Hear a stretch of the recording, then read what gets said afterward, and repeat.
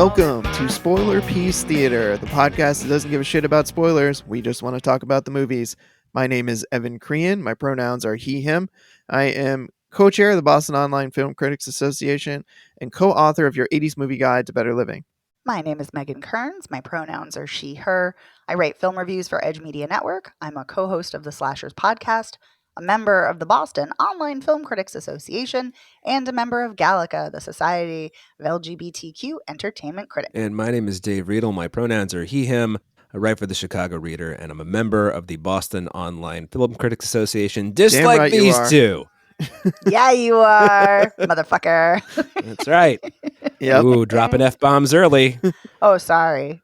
It's okay. Hey, fuck it. It's fine with me. We got an explicit do. mark on the podcast, so Thank God, because everywhere else, like I watch what I say, and here I can just let it out, let it loose. Woo! Yeah. Yep. You know, it's funny. This is a quick sidebar. I was in the Reddit podcast subreddit, and someone was looking for a movie podcast where people swear a lot. And I tried to recommend our show, and they're like, no, self-promotion, not allowed. And I'm like, but it's relevant. It's relevant to the thread. How did they know it was your show? Movie podcast. Yeah.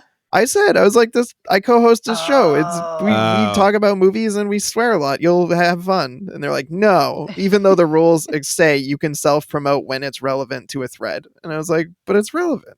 That is relevant. Anyway. it's really irritating. That's a shame. Fuck that person's those people. Missing out on this show. Yeah, there's another F-bomb for you. Well, we got some more fucks in store for you, and we have two movies we're going to be talking about. Before we talk about those movies, I want to mention that this week over on our Patreon, exclusive audio, we are talking about the 2010, I got it right this time, film Scott Pilgrim versus the World, which we're talking about coincidentally in advance of the new Netflix animated Scott Pilgrim dropping this Friday when the show comes out. Yes, so every week we do exclusive audio just for our patrons for $5 a month. You can get access to that audio, the weekly segments, and a whole back catalog of hundreds of bonus episodes, mainly where we talk about older films, so higher likelihood you've already seen the movie before you come into it, unlike the main show. So if that sounds interesting, you should become a patron, subscribe, and if you're already a patron, thanks for your support. As I mentioned, we have two movies on the show this week. We are going to be talking about the film Maestro, which is about Leonard Bernstein. It's a biopic. And we were talking about May December, which is Todd Haynes' film. We'll talk more about it. It stars Natalie Portman and Julianne Moore. We'll talk more about what that movie's about second. But first, let's talk about Maestro, which is directed and written by Bradley Cooper. It's co-written by Josh Singer. It stars Bradley Cooper, Carey Mulligan, Matt Bomer, and I'm sure some other people that I'm not sure because I didn't actually watch this one. This is a movie that Megan and Dave are going to be talking about, and I'll read the one-sentence IMDb summary before I turn it over to them. Let's do it, IMDb. This love story chronicles the lifelong relationship of conductor-composer Leonard Bernstein, and I can't hear his name without thinking of that REM song, and in my head I always say, Leonard Bernstein. They make a That's reference in the to movie. Oh, did they really? Yeah. Oh, God. The lifelong relationship of composer-conductor Leonard Bernstein and actress of Felicia Montealegre Con Bernstein. Did I butcher her name so badly? Yeah. Montealegre. Mm-hmm. Montealegre Cohn Bernstein. Yes. Here I am mispronouncing Bernstein's name. Anyway. I didn't have the song to help me out. I didn't have her name in a song. That's fair. That's totally fair. Yeah. I am very curious to hear about this movie. I know that there's been a lot of kerfuffle on the internet when it was announced that Bradley Cooper was going to play Leonard Bernstein, who's a Jew. Bradley Cooper's not Jewish, and I know a lot of people were really kind of upset about the prosthetic nose that he wears for this role. So I'm definitely curious to hear about this movie. Megan and Dave, please tell me what you thought. Megan, take it away. Oh, I was going to say that to you. Oh, good Lord. All right, well you then beat me to it. Oh, we can go back and forth if you want. I don't know. let me comment on the nose prosthetic. I don't know how appropriate it is. The makeup is incredible. Like the movie I agree with you, Dave, because the movie starts off with him much older and it's kind of like all a flashback. And like the age spots, the wrinkles, seamless. It looks like Bradley Cooper like went like ahead in time and is 85 years old. Like it's incredible. Yeah. But yeah, is it offensive? Yeah, probably. Yeah. I mean, I say this as not a Jewish person, but considering, I don't know if he needed to have a nose prosthetic, and it probably would have been better for someone who was Jewish to play. I know he got like the family's blessing and all of that, and I know he was very passionate about it, but yeah. I imagine you'd have to be passionate about a project to write, direct said project and star in it. Yeah. Yes. Okay. And I just want to say off the top, this movie is gunning for every award. I mean, it is so... I'm shocked. This movie is so nakedly ambitious that it's kind of off-putting. Oh. You know? And I'm watching it, I'm like, I feel like I know the cinematographer's work. And at the end, it's Matthew Libatique and I'm not as familiar with his work as I am some others, but I'm like, tracks. It all tracks. So, yeah. Although to be fair, he did do Bradley Cooper's previous film, A Star Is Born. And he's a really exquisite, cinematographer. It's not a complaint. It's just this movie is very showy, which maybe you could argue it needs for the subject, but I don't know. I would argue it needs it to evoke Leonard Bernstein's kind of larger than life persona, at least the way the film is telling his story. Right. So, well, if you want to take over, and I'll just pipe in and be like, it sucked. No, I'm just. No, I know we talked off mic, and I know you are not as big a fan as I. Not that I was a fan of this, but I enjoyed this. I did. I'm a huge Bradley Cooper fan, though. I have loved him since Alias, and actually, I've loved him even earlier. Loved him since Sex and the City when he had like a very quick guest starring role in like season 1. But anyway, I digress. I love Bradley Cooper. Loved Star Is Born. Loved him in that. And yeah, this is a very different performance. Bradley Cooper very much changes his body language, his mannerisms, the way he speaks. And not only does he change the way he speaks, his voice gets much deeper as Bernstein ages in the film, because as you age, your voice does get deeper, and he was a heavy smoker. And Dave, you must have loved that there was so much goddamn smoking in this film. My God. It was distracting. Right? I was just like, so much smoking. I think that literally in every scene, Bernstein is smoking. I think in every scene. I mean, there are scenes when he's like, I can't even think. Oh, when he's just talking with a cigarette in his mouth like he's fucking Keith Richards. It's just... Well, when we start the flashback when he's like 25, it's a completely black room. Yes. And it's morning, and he's answering a phone call, and he's like, wait, hold on. And you hear like the lighter clicking. You hear the Zippo lighter. Yes. And then he puffs, and then he's like, okay, continue. Like he needs that cigarette first. So it's funny that I feel like cigarettes are like the third character in the film. Like it's wild. But the cinematography is absolutely exquisite. Matthew Libatique is as we've already discussed and masterful cinematographer. So it is very showy. It's very kinetic. The film changes, like it's black and white at parts of the film, and then it changes to color. And it seems like the actual film changes depending on the era to reflect the era that it's in. Yeah, the aspect ratios change. Yes, it does, but not in an annoyingly distracting way, which I like. It's not going back and forth like constantly, which I hate. The costumes are stunning. Everything is very showy, very intentional. What I found really interesting about this, so I knew it was a focus on Leonard Bernstein and his marriage with Felicia. And before the screening started that Dave and I went to, there's a recorded message. I got to talk about this, yeah. Okay, so there's a record. Well, okay, do you want to try? No. Then? I'm saying okay. I have things to say. I do too. Yeah. So we have Bradley Cooper, saying like, oh, this is a love story. And this is what struck me about this. Cause he was talking about how he got a baton when he was a kid, cause he wanted to conduct music, like, along to hearing music and so on and so forth because his parents played classical music. And he's like, this is a love story.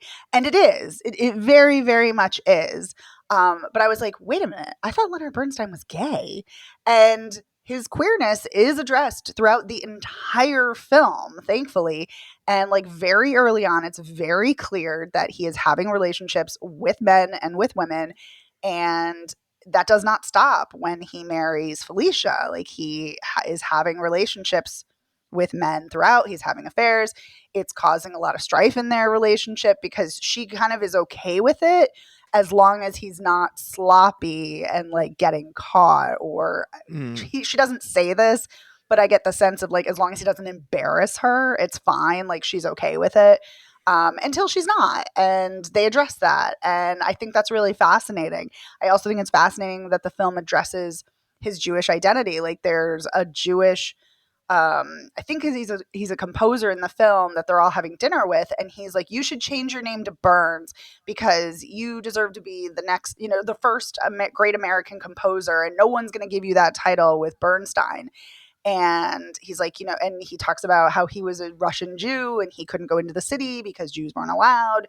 And later like a little bit later, Felicia talks about how, Felicia Burns doesn't have, the right ring to it. And there's little moments like where he's wearing like a sweatshirt with Hebrew on it, but it's not, I feel like his Jewish identity is not as big as it should be. But I do appreciate that his queer identity is very much a real thrust of the film. And in one of my favorite scenes, and then Dave, I want to hear what you have to say. In one of my favorite scenes, Maya Hawke, who plays his older daughter, she's heard these rumors because she's been at Tanglewood for the summer, and she's heard these rumors that he's gay, although they're kind of like alluding to it. They're not coming out and saying what the rumors are. And so he talks to her, and Felicia already said, like, do not tell her the truth. I forbid you from telling her the truth, which is kind of brutal and awful. But so he's like, I think people are jealous of me, but it's not really true. And she's like, the rumors aren't true. Oh, thank God. I'm so relieved. And the camera stays on his face and he's fucking devastated. Like he's just crushed. And it's a brutal scene, but it's brilliant. It's really well done. And I think there are a lot of great little moments like that. Like there's another moment where Carey Mulligan is like, she sees Lenny with, which is what she calls him, with one of his boyfriends at like at the it was at the opera, and she sees them holding hands. And so afterwards, when he's getting all these accolades, there's a long shot of her leaving the frame, and because she's had enough. And so there's a lot of great moments and great choices. But I've talked a lot. Dave, what did you think? I think I'm pretty lukewarm on this, not because I don't like it, but because I found the showiness of it really, really distracting. And I was just like, the character in and of himself is, let's just use the word flamboyant. I mean, he's a big, big, big personality. And yes. I think that, I mean, I'm no aficionado on Leonard Bernstein, but I know that much. So I think that the choice to also make a lot of the movie huge is a little bit just to conflate it with another movie, A Bridge Too Far. And I think Bradley Cooper is really good. I do wonder, though, if somebody else could have done it better.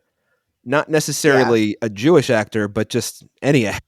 Really, I mean, I've never been hot on Bradley Cooper like you are, Megan, but I have grown to appreciate his talent over time. And I do think he's quite a fine actor, but I do wonder, and there's nothing wrong with his performance, I don't think. I mean, he like you say, he really does change. There's no real Bradley Cooper mannerisms going on in this. No, there's only like one scene where he kind of uses his own voice, and it's kind of like startling because I'm like, oh yeah, shit, it's Bradley Cooper still. Yeah. And the thing that I kind of got hung up on was his opening message, which I don't know if that'll be, I guess that's going to be in front of all the theatrical screenings. I mean, I think so. And, it's like, oh, it's the love story between Lenny and Felicia. Okay. But the movie, for lots of it, until their reconciliation after she basically kicks him out at Tanglewood. Mm-hmm. Mm-hmm. The bulk of the movie until that is them at loggerheads with their different, because of their different lifestyles. You know, her suppressing her not disappointment, her feeling left out, I think is the way she puts it later. Yes. And I just kind of feel like this is a strange. Yes, they did love each other, and that's very clear. Yes. And as you know, I say to people all the time, you know, when one of your like couple friends splits up and you're like, you didn't even see it coming, and you're just like, I always say, like, you never know what goes on inside someone else's marriage. You just so don't. True. So True. So I have no choice but to believe that they really did love each other in the way that Bradley Cooper before the movie says he does. But I think that actually did the movie a disservice for me, because had I been left to my own devices to follow the threads myself and then be like, well, this is a different time, and you know, he had relationships with men and women, and you know, it just would have kind of played out, you know, and I don't think I would have been stuck there going like, love story? Really? I don't know. It really took me out of it in a bizarre way. Yeah. I mean, it is a love story, though. I just think it's not really conventional. Right. It's unconventional what we think of as filmgoers as love stories. Right. You know? Because it is romantic, but it's more that they're best friends and that they are so devoted to each other. Like, even though she's so devastated, you know, that their marriage is over, she shows up for his performance, which, by the way, sidebar, that scene that she shows up for where he does the performance scene. The church, the 6 minutes of conducting in the church. Good God, that is amazing. That's a brilliant scene. Yeah, it's a great scene. It is. He's giving it his all. Like, that is a full body performance. I could feel the sweat like dripping off of him. It was incredible. But I mean, she shows up and she apologizes for saying he had hate in his heart, and she's like, you don't have any hate. You don't have any hate in your, you know, in your body, because that's what she said when she was so furious with him, because she felt so stifled and that she'd been, you know, suffering and you know, dealing with the crumbs of attention that he was giving her, because he just is so, you know, larger than life and had this artistic passion and was pursuing other men and so on and so forth. So but it is really lovely that he drops everything the minute she gets breast cancer and starts going through chemo, or lung cancer. Yeah, because she had a tumor in her breast and then it was in her lungs. So he drops everything to take care of her and be there for her and be her partner. And that is a love story. That is beautiful. But you're right. It does set you up for a different kind of, like, I was expecting like a love story. I was too. You know, and I was like, oh, okay. Yeah. And then I was like, oh no, this is very different. Yeah. Which is not a bad thing. It's just, it is kind of surprising. But I do really, really appreciate that the film does not shy away from his queerness. I think that that's really important and really great. Yeah, it's a big, I mean, it is one of the most relevant components, I guess, of the way this story is presented. I did want to mention, because we haven't talked about Carey Mulligan except for, you know, in passing as Felicia. She is fantastic, I thought. You don't think so? Yeah, she's great. You do? Okay. I just like... No, I just said she's great. No, I did. I was looking at your face on the monitor and I was just like, wait a minute, did you not? And then you said it was like, okay. I just repeated to you what you already know, but that's okay. I do know. So, yeah, she is, you know, I run hot and cold on Carey Mulligan too, but the last two movies I've seen her in, the Promising Young Woman and then this, I mean, she's exceptional. And so different. And she really does different, much like Bradley Cooper. She's a very different physical person in this than she is in other things. So I guess the only things, the movie's big, grandiose, whatever. When we're talking about the movie being too big, or when I'm talking about it, I'm thinking of, you know, the camera going over the tops of doors into the next room and things like that. But then I think of like the the showiness of that 6-minute performance with him conducting and the cameras, it's deliberate, but it's still kind of swoopy. It's moving around and it's showing the first violin, and then it's showing, Bernstein conducting, and then you see that that Felicia's there, and then it whips around to the audience, and it's like that's kind of more what I had wanted to see rather than just like, hey, we're making a movie, So because that's what it feels like to me. It's like we got our cameras and we got everything. We got the jib boom today, so yeah. Anyway. Well, it's interesting because I feel like the showiest parts are when he, like in the beginning, when he's going to be conducting at Carnegie Hall, and whenever he's there for a performance or when he's there to hear the music he composed. The dream sequence where the two of them are watching they're watching dancers dance on stage on the town, and they're hearing his music. Yeah. I mean, it is very showy, but to me, the showiness fits, and I feel like the camera's much more restrained in other moments. So it really worked for me, but I can totally see why it might have been kind of off-putting for you. Also, speaking of the music, I like that it's all Leonard Bernstein music. It's great. And especially because I like his music, like especially when we finally get West Side Story music. I'm like, God damn it, finally. I've been waiting for you because I love West Side Story so much. Yeah. See, I even know that music well enough to know that I was like, oh, that's West Side Story. Yeah, it's so and they picked like I feel like the most distinctive music from that too. Yeah. But yeah, I will say, if we're talking about who's not a good actor in this film, I don't think the children are good actors, but there we are. Well, you know what? This is something I'm just going to have to get used to, because I'm going to use the phrase, there are so many Nepo babies in movies now. Maya Hawke, not only does, you can see Ethan Hawke in her, but she resembles her mother in mannerisms so much, but her voice is the voice her mother had when she was that age. It's eerie. Yeah. And I'm just sitting there going like, this is Uma Thurman's kid. This is Uma Thurman's kid. This is Uma Thurman's kid. I would argue Nepo babies have always been around in Hollywood. This is not a new phenomenon. Oh, no. They have. I think what makes it different now is that I'm old enough to know their parents. We go. Yeah, that's it. Yeah, but I wasn't even talking about her, although I'm not a fan. I don't think she's that great of an actor. She's fine, whatever. But like the other two, especially the daughter, she's on the Sex and the City revival and Just Like That, and she's awful. So anyway, so I'm kind of surprised those kids were cast, but who knows? Maybe they were doing a favor for somebody. I don't know. But yeah, no, but I liked this. I think I like most of the performances, except for the kids, of course. I like the dialogue. There's a lot of rapid fire dialogue, which feels very evocative of like a film from the 1940s, which I really appreciate. And I feel like you would appreciate that too, since you love His Girl Friday.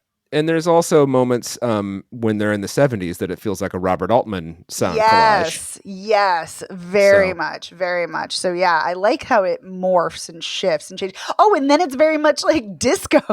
Not disco, but like when Leonard Bernstein's in a club with one of his students or mentees, and they're like dancing to shout. Yeah. And he's doing, and then there's like the party where he's doing coke. Anyway. Yeah. So, say what you will about Bradley Cooper's filmmaking choices, which I just did. One thing I will say, it's very, very deliberate, like he had a none vision. Of these choices are like, well, let's just do this. This is all very well thought out, choreographed, et cetera, et cetera. I guess the question is whether it works for you or not. Yeah. And that's a very fair question. And I always question movies that go from black and white to color. And there's a very specific reason, I think, for why this movie goes from black and white to color. At the same time, though, I'm still like, hey, film school, let's knock it off, please. But all right. I actually like it. I like the choice to go. And I like why I think they did. Why do you think they did? I think they did because it's when Felicia has had enough and she realizes she deserves more from the relationship. We thought the same thing. Okay. Yeah. When they're first married and it's black and white and she's talking about all the, the things that she does for him, but it's not a sacrifice because blah, blah, blah. And then his sister played by Sarah Silverman, by the way. Yes, who's good in it? Yeah, she is good. I think she's always been better than people give her credit for in acting roles, but oh, definitely. Yeah, she's a good actor. But yeah, then the switch to color is like, we're in a different time period where things are different between the two of them, and it's kind of like, okay, I see what you're doing, but at the same time,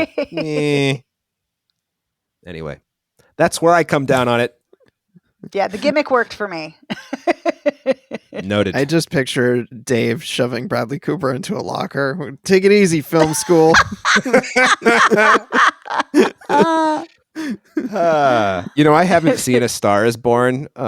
So I've seen all the other versions of A Star Is Born, but I haven't seen his. You need to see it. It's so good. I don't know. It's so good. I'm sure it's great. I might have talked it up too much, but I love it. But anyway, I've watched it multiple times. I adore it.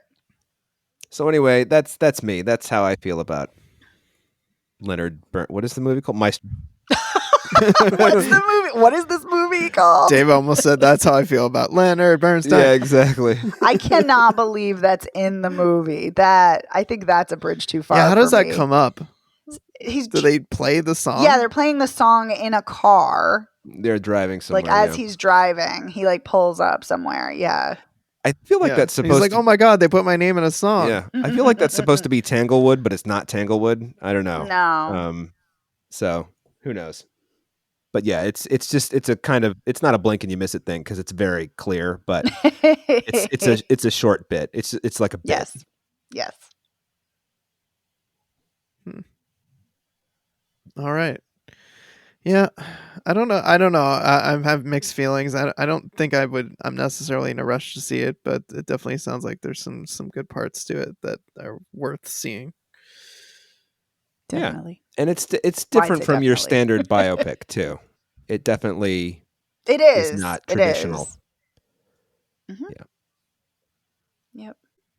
All right. Shall we move on to May, December? Sure. Okay. So May, December, IMDb tags this as a comedy drama. I don't really remember laughing at all during this. Yeah, it's a dark comedy. I laughed like pretty early on, so yeah, I think it's a dark comedy. Okay. All right. It's directed by Todd Haynes. It's written by Sammy Birch and Alex Mechanic. That's a great last name. Here's our one sentence IMDb summary. 20 years after their notorious tabloid romance gripped the nation, a married couple buckles under pressure when an actress arrives to do research for a film about their past. Yeah, I mean, I wouldn't say that the couple's relationship is really the central aspect of the film. Correct me if I'm wrong, either of you.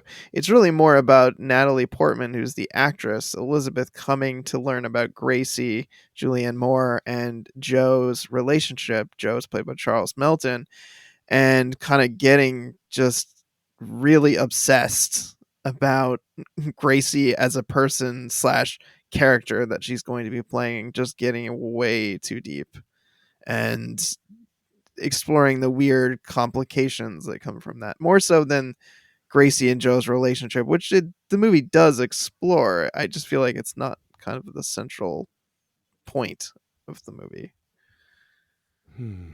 I think it is the central point, actually. I think both of the things you're saying. I think their relationship is the central point, and Natalie Portman as the actress doing her research and studying. Yeah. Yeah, I got that vibe too, but thank you. I think it's hard to do a movie about such a complicated, fucked up situation like Mary Kay Letourneau. I know. I didn't read anything about this, and like 5 minutes into it, I'm like, "This is Mary Kay Letourneau. What the fuck?" You know? I was like, "Well, I already know how this." It sure is. And it really follows, like, I mean, I don't know the specific ins and outs, but it follows the outs. You know, eventually she gets out of prison. She marries the kid who's still a kid. They had kids together when he was like 14. So I was like, wait a minute. Yeah. So that means he's like 32 or 33 in this movie. Mm-hmm. And that makes her 53? I don't know. Older even? Yeah. But Julianne Moore's older, so I don't know. Yeah. Mhm. I mean, he's got a 20-year-old kid in the movie. Or 19. She went to she just did her freshman year in college. That's it. So she's Yeah, like and then 19. the other two are going to Right, and the other two are like 17, and they're twins, right? So, yeah, the two Yes. younger ones are twins. Anyway, yeah, the relationship with the kids is interesting to me too. But anyway, you two, what's everyone think about? I was like, I want to hear call it Maestro. Maestro. I want to hear what Evan has to say because Dave, you and I have been yapping. Yeah, we yapped a lot. Maestro December. Maestro December. Maestro December. Yeah, I thought this movie sounded like a really interesting premise on paper, and I think it was a really interesting premise to explore in a film. I think there's a lot of layers of things to dissect here. With this couple, they're the specifics are like she was 36 and he was what 15 No, or something he like. was, No, he was younger than that. He was in 14. 7th grade, so he was like. They say 13, he was 14. 14. Yeah. Oh no, 13. You're right. He was You're right. 13. Yeah. Yeah. And 12 so, yeah, in real life, but whatever. Yeah. Woof. Okay. Yeah. And then they're working at a pet store together, and then they hook up, and then she goes to prison, and I think she's pregnant and gives birth while in prison, and then they've got. Yeah. So there's that into itself. I think exploring that situation and the discomfort that comes with it, both kind of reflecting on how things were at the time and then also retroactively, like how people are feeling. Like Natalie Portman shows up to their house and they've just gotten a box of shit, and I mean literal shit. Literally someone put shit in a box and mailed it to them. But yet, one of their other friends says, "Oh, they're so beloved in the community," and it's clear that they're not beloved in the community. There are a few people who are nice to them, as her lawyer later points out, like that give business to Julianne Moore's, home baking company, I guess. Yeah. But it seems like out of pity and not right. So yeah, so there's a lot of things that I think this movie's strength is kind of digging into these themes and kind of showing you what's on the surface is quite different from how things actually are. So it's moments like that that I found really compelling. Like, oh, they're so beloved in the community, yet people are mailing them shit in a box, and other people are giving her business out of pity. And this guy, the husband, Joe, seemingly to outsiders, they're happily married, but he's clearly texting someone else and having at least an emotional affair that seems like it's going to border on a physical affair. And then he hooks up with Natalie Portman very easily. And, Natalie Portman, her character is becoming more and more obsessed with Julianne Moore in embodying her mannerisms. I thought the scene where they're doing the makeup was really interesting. Yes. And Julianne Moore showing Natalie Portman how she does her makeup. Sean was commenting she thought the later scene where she was applying the lipstick, she's like, "Ooh, that's a cool looking lipstick. I wonder what that what that product is." I know. I wanted to know these makeup products as someone who watches tutorials and get ready with me videos. I'm with Shauna on that. Let's talk offline about that. See if we're able to uncover any details about the products explored in the movie. But yeah, so there's moments like that I think are really compelling. Like when she's doing the makeup for her, when they're like in the bathroom later at the restaurant during the like awkward graduation dinner. The way that Natalie Portman's appearance starts to shift, her mannerisms, her speech patterns start to shift. The way Julianne Moore's character like reveals like a speech impediment, and then like which seems to like she seems to be able to like turn off and on in situations, which I also like her. There's just so much going on there with her character that's like below the surface of what she presents outwardly to most people. So I guess that's a very long-winded way of saying like I liked this movie for the themes that it explores, the depth at which it explores those themes, and the way the score, which I found very striking, kind of frames this as like a thriller slash like horror movie, Yeah. like movie of the week horror movie, not like, slasher movie. And just creates this atmosphere of dread.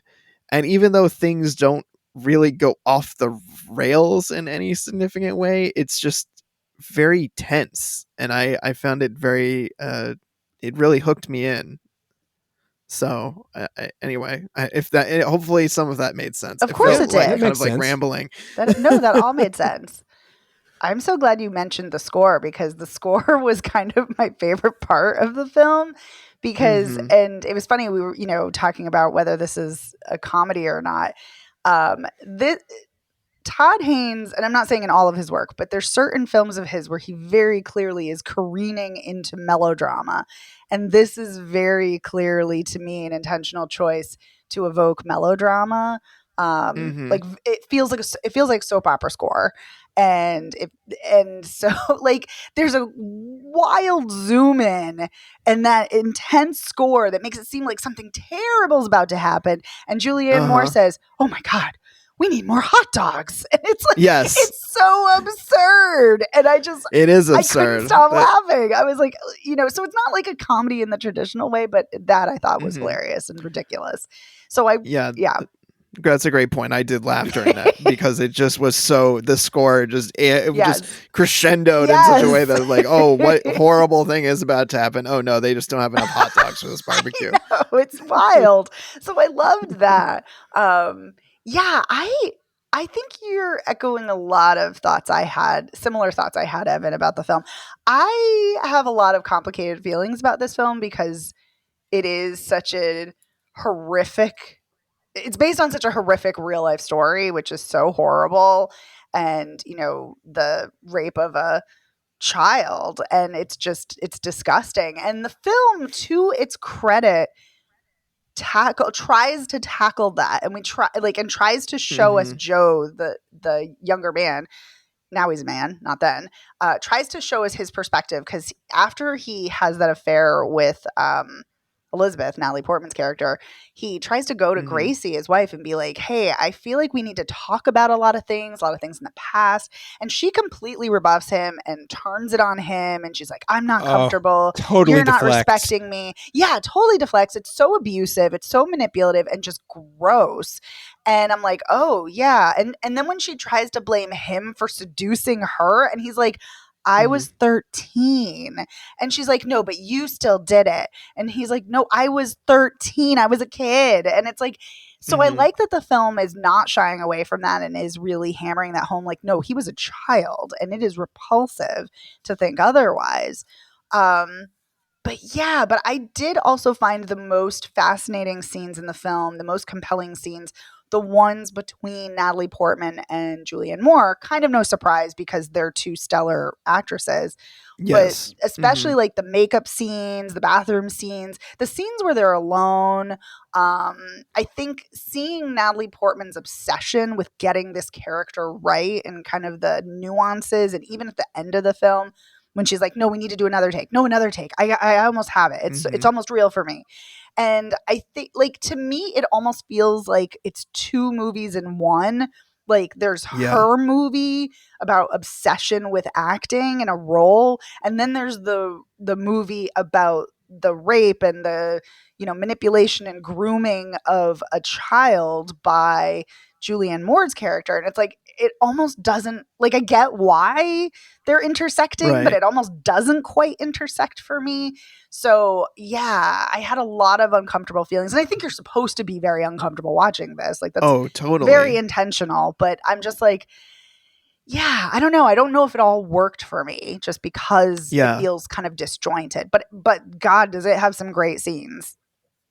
Oh, for sure. And I think you're hitting on something that I think, for me, I felt like the last act wasn't working. Yes. And I think that's because it felt like the movie lost steam, but it lost steam because the fractured narratives that you're talking about, those two kind of concurrent stories, I feel like it just kind of like loses the threads on both of them. Like it's not cohesive. It doesn't wrap up in any kind of cohesive way for me. Or it doesn't. I feel like don't feel like it arrives at any. It doesn't build to anything or arrive at anything that I feel like satisfies both of those stories. And I almost feel like it was just the movie about Natalie Portman's obsession with this woman and her character.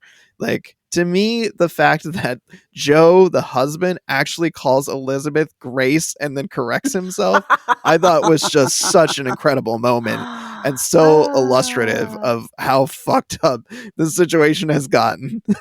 Yes. Yes. But here's what I think is interesting about the whole this ties into the Grace calling Elizabeth Grace. I think that when Natalie Portman's character, not Natalie Portman, but Natalie Portman's character starts, she does the letter, like the love letter or whatever you want to, the pink letter. Let's call it the pink letter. Yes. She like reads that to herself in the mirror, or I guess it's supposed to be the mirror. She's doing it to camera. And then when she's on set doing the scene with whoever the child actor is playing, she's not good. She's not good as Gracie. No, she's terrible. And I was like, because at first it kind of caught me off guard, and I was like, wait a minute. And then I was like, oh no, this is on purpose. But I felt like, I feel a little differently from you two. I feel like the first half of this, I was just kind of like watching this movie spin its wheels until Natalie Portman goes to the pet store, and maybe it's not an hour in. She goes to the pet store, and then she goes into the closet or the shed or the back room or whatever they call it. The supply. And she sits the supply closet. Supply closet. And she sits down, and I'm like, is she masturbating, or is she just kind of? She sure is. Yeah. Or is she acting like this is what Gracie would have done? And what I think is so fascinating is that both of your main characters are completely unhinged. Maybe like Julianne Moore's character is a fucking sociopath. It's unreal. Unstable, to say the least. And putting on a performance the entire time, like multiple performances. Yeah. Like the whole thing at the end at the graduation when she says, yeah, Georgie told me about the thing. I talk to him every day. And it's like, look, I know it's weird for somebody to be playing your very fucked up life story on camera, but that's a psycho move, lady. I mean, her character is, I don't use this word very often. Her character is reprehensible. I mean, and it becomes just, she's not dumb like she claims to be. She's actually quite bright. And it's everything with her as a performance. She absolutely knows for a fact what she did was wrong, Oh, yeah. And when the lawyer says, is like, I don't know if she's really accepted or whatever the way he phrases it is. It's like, she's totally accepted. And she's decided to, live the facade, if you will. I know some people pronounce it facade, but, and so, yeah, she's just like, ugh. And in the scene when Joe confronts her and tries to get some clarity, some whatever to talk about things, the way that she gaslights him, it just made me, and this I guess is a sign of a good scene, just made me so angry. It's just like, this poor guy. I mean, he was like he says, I was 13 years old. No agency. By the way, while we were doing this, I looked up, I just Googled them to see if there's any reference to, this being kind of based on the Mary Kay Letourneau story. Yeah, and I didn't find that specifically, but I found People magazine, when she died, referring to her in their headline as convicted child rapist Mary Kay Letourneau. And it's like, wow, even People magazine. Whoa. When People magazine has scruples, there you go. Yeah. But the other thing is like Natalie Portman's performance. I just thought I didn't realize that. It's interesting. Like, she's having an affair with her director, which you realize pretty early on. And that's creepy.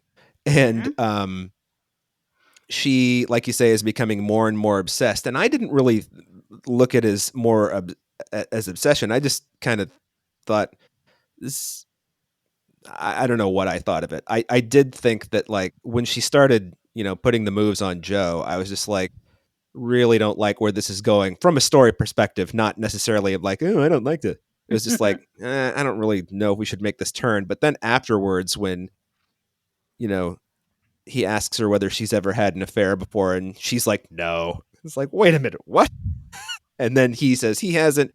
And then, he kind of gets frustrated and he says, I thought you liked me. Why did you do this?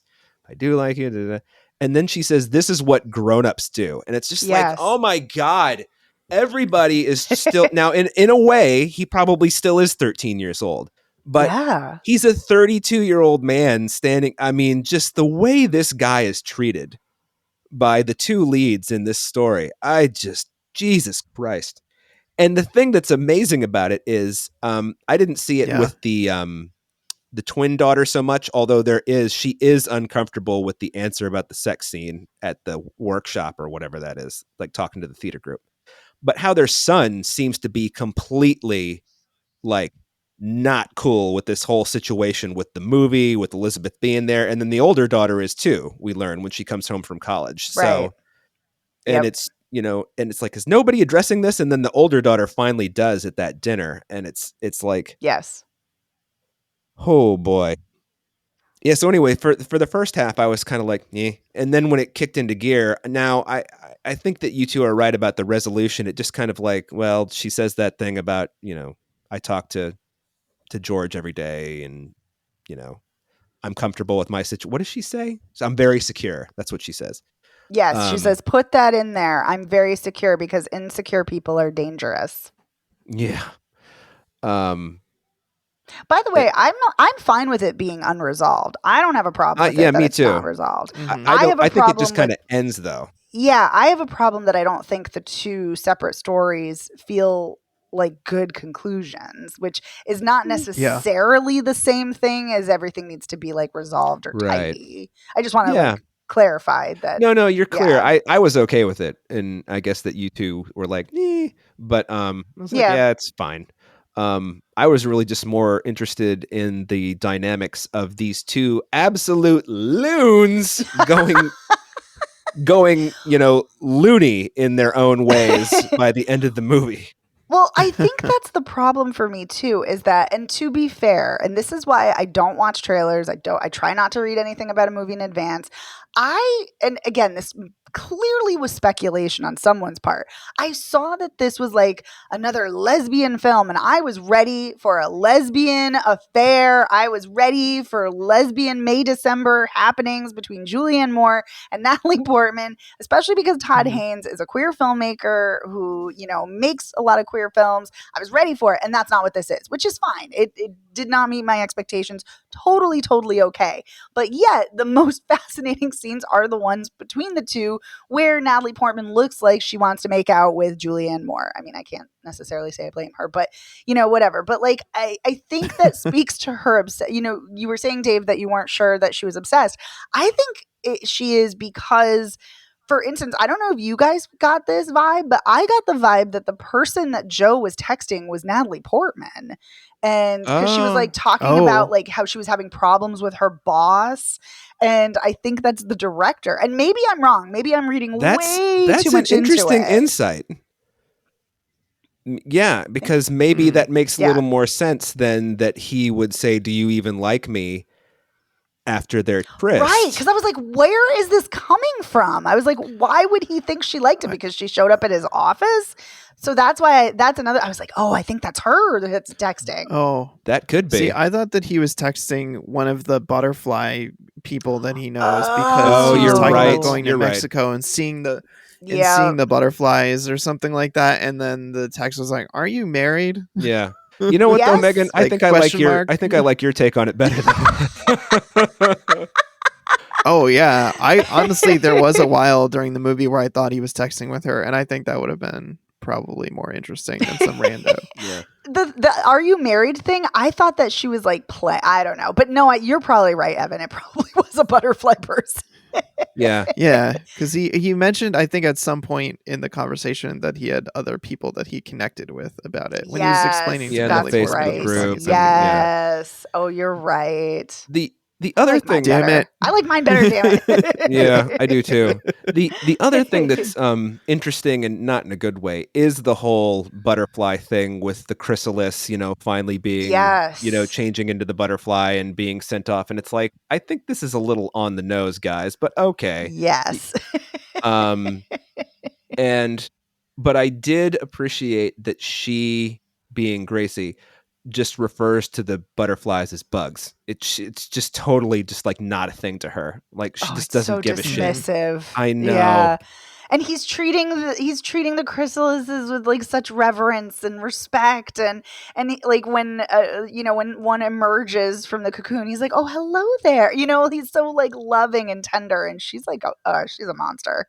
For multiple reasons, but that too. Even if they were the same age, she would be horrible because she's just totally dismissive of what he loves and is passionate about. Yeah, man. So anyway, yeah, it's interesting. I'm really kind of fascinated by the fact that you two don't think this resolved correctly, and I didn't really get into it until the second half. So. Yeah, that is quite funny. Yeah, I do think I need to sit with it more though, because I don't know. Maybe. There's just so much to it, and I don't know. Maybe that won't change anything, or maybe it'll just make me more resolved, more resolute in certain opinions I have. I don't know. But it is an interesting story to tackle. Yeah. For sure.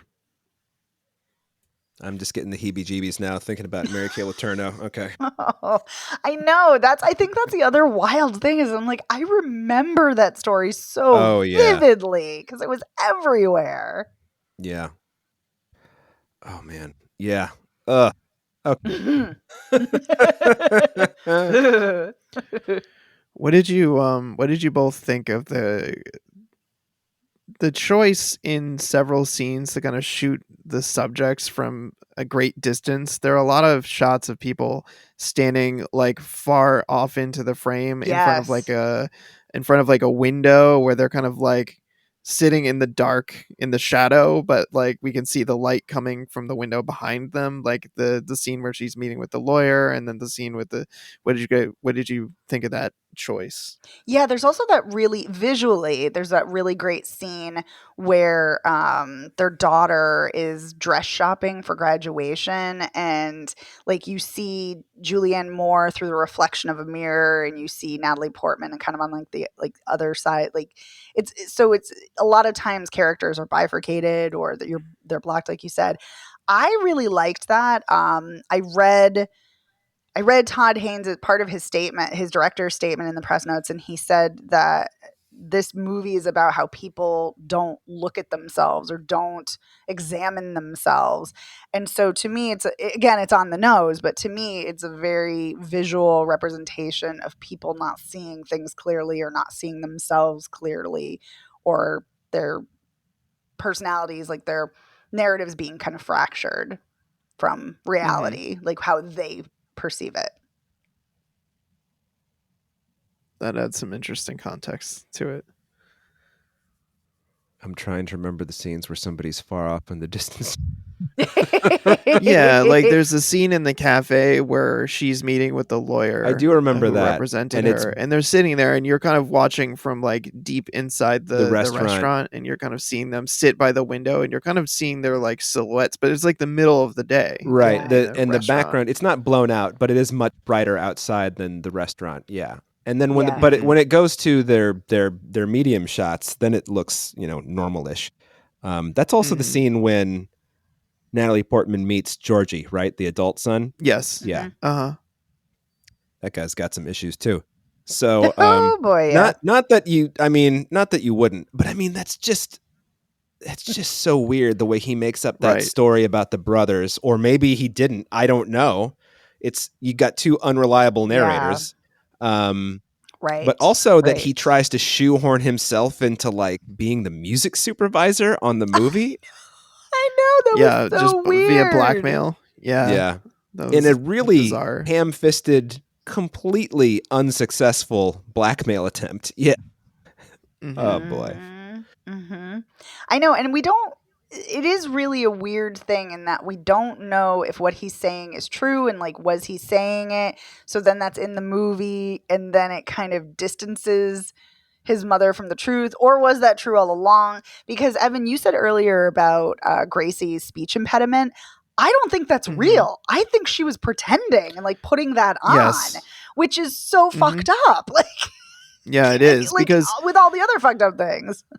Right, because I think I paused and looked at Shauna and said, was she doing this speech impediment the entire time and I'm just noticing? And she's like, no, she definitely like just turned it on and it's like able to turn it on and turn it off. Because even in the same scene, you notice her kind of like switch between it. Yeah. It's so, whoa. Yeah. Yeah, she's just, I mean, her character's just so rotten. It's a great performance. It is a great performance. She's very fixated on youth, though. Like, even with that speech impediment to try to, like, infantilize herself, it really, really reminded me of Humbert Humbert from Lolita, in that he's just absolutely obsessed with youth in a really disgusting and despicable way. Yeah, she keeps making all those references to, like, what their lives were like before they knew each other. It's like, oh, you know, Joe had been with other people. Been with?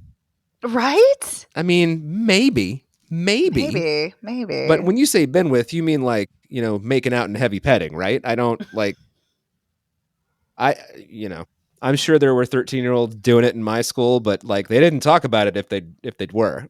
So I don't know.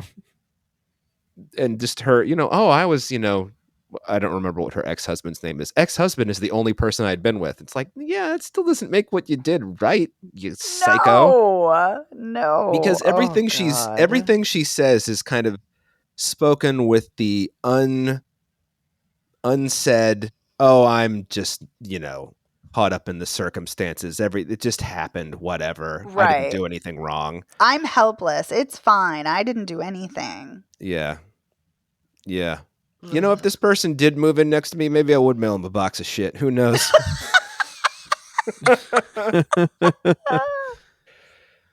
And on that note, yeah, I feel like that's a perfect note to end on. Box of shit. All right, let's do a quick recap. So, Maestro is going to be limited release in theaters starting not this week, right? Right. November 22nd. Okay. So eat your turkey, go see fucking Maestro. Or don't eat turkey. Or if you don't do turkey, you're tofurkey or whatever. You know. Or if you don't celebrate Thanksgiving. There's that too. If you'd rather just get Chinese food, that's cool.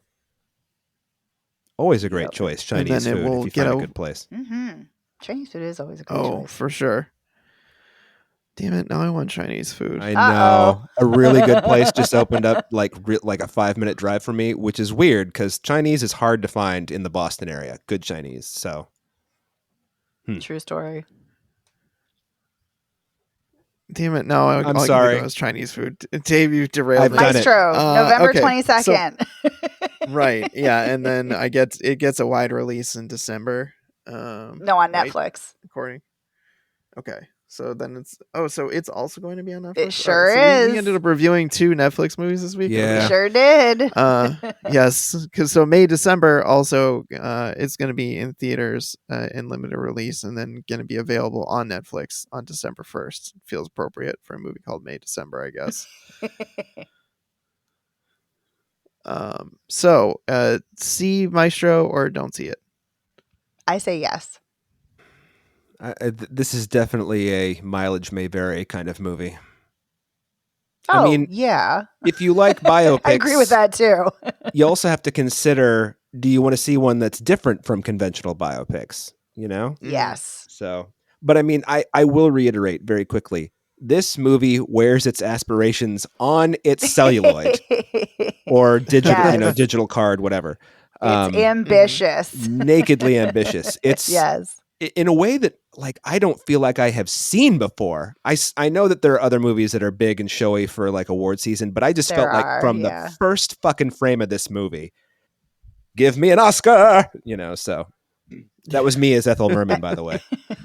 Nice, Ethel Merman. Nice. And I would say, regardless of anything, I think the performances are enough to carry it. But yes, I liked it, so I'd say yes, see it. Okay. And where do we land on May, December? Ooh. I can't recommend it. Oh, really? No. Okay, so you're like, there was enough that wasn't working for you that it.